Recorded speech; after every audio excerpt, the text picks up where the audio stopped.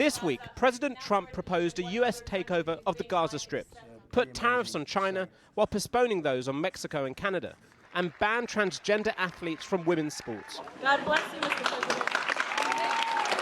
This is straight out of the playbook from his first term, what his former advisor Steve Bannon calls... I strongly believe in the flood the zone theory, which is just overwhelm the opposition. You pick all the different verticals you're going to, and you just drop the hammer. It's executive orders, executive action, all of this. And so away from the press conferences, the real changes from this White House are happening behind the scenes. In particular, the work of Elon Musk, with concerns about his seemingly unfettered power inside the halls of government. Musk's Department of Government Efficiency, or DOGE, was created by executive order on Trump's first day in office, designed to modernize the government as well as cut costs.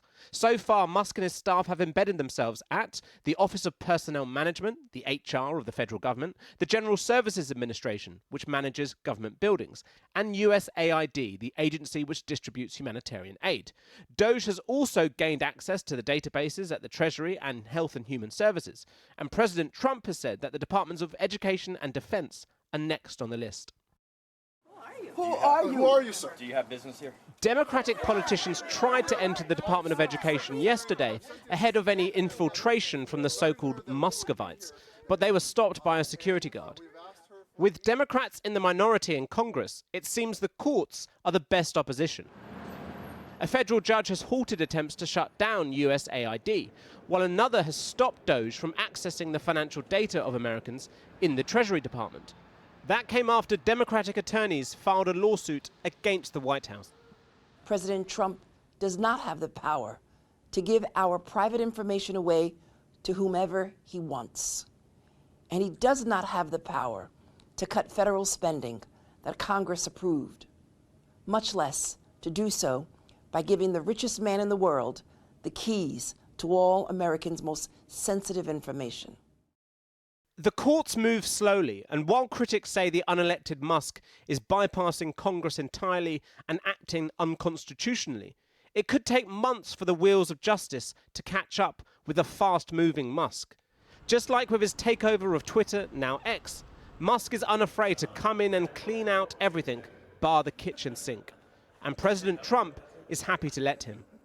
Mr. President, I wonder what you make of the criticism from Democrats that these staff reductions, the cuts that Elon Musk and DOGE are doing are an unlawful power grab. And is there anything you've told Elon Musk he cannot touch? Well, we haven't discussed that much. I'll tell him to go here, go there. He does it. He's got a very capable group of people. The big question for Democrats and those worried whether the Constitution is being broken is what happens if even the courts cannot stop Trump and Musk. The vice president has hinted in the past that Trump could simply defy judges' decisions. Of course, the president has to be able to run the government as he thinks he should. That's the way the Constitution works. It has been thwarted too much by the way our bureaucracy has worked over the past 15 years. The Constitution also says the president must abide by legitimate Supreme Court rulings, doesn't it?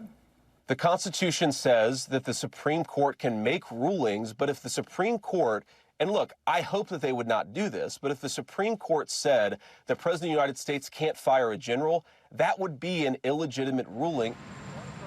With the president away for the weekend, Washington can take a brief breath before another week of headlines, well aware that the next press conference or signing might just be a distraction from the seismic shifts happening away from the cameras.